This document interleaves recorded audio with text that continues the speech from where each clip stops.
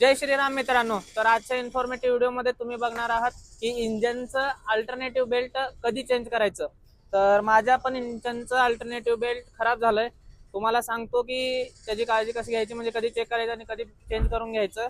तर हे बघा, खराब झालेलं आहे इथं. आणि हे बघा, इथं पण खराब झालेलं आहे. त्याच्यामुळं आपण नवीन बेल्ट घेतला आणि नवीन बेल्टची किंमत सांगतो मित्रांनो तुम्हाला, 514 रुपये फक्त. Hyundai Aura जेन्युइन नवीन बेल्ट येतो. आणि हे बेल्ट तुम्हाला कसं जेन्युइन आहे चेक करायचं.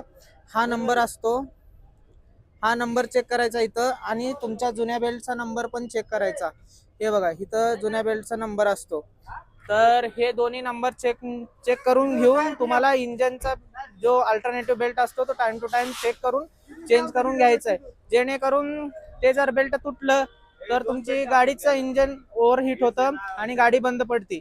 तर अशा प्रकारच्या प्रॉब्लेम होतात. आणि त्याच्यामुळे तुम्हाला जर वाचायचं असेल तर टाइम टू टाइम गोष्टी चेक करून घेत जावा आणि चेंज करून घेत जावा. तर आलोय मी आता इथं गॅरेजला. ही बघा आपली गाडी आहे. तर हा जुना बेल्ट काढलाय भाऊनी आणि नवीन बेल्ट इथं बसवायचं चाललेलं आहे. हे बघा. तर मित्रांनो, असंच गाडीची काळजी घेत जावा. छोट्या छोट्या गोष्टी असतात त्याच्यामुळे गाडी वाटत रस्त्यात बंद पडती. दिवसा ठीक आहे, कोणीतरी आपल्याला मदत केल्यावर, पण रात्री कोणी थांबत नाही. तर असे प्रॉब्लेम होत असतात. असे प्रॉब्लेम होऊ नयेत म्हणून टाइम टू टाइम गोष्टी चेक करायचं आणि चेंज करून घ्यायचं. चला, तर आजचा व्हिडिओ तुम्हाला कसा वाटला नक्की कमेंट करून सांगा. आणि अशाच इन्फॉर्मेटिव्ह व्हिडिओ बघण्यासाठी आपल्या पेजला फॉलो करून घ्या.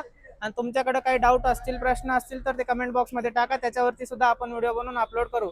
चला, तर भेटूया नेक्स्ट व्हिडिओमध्ये. जय श्रीराम.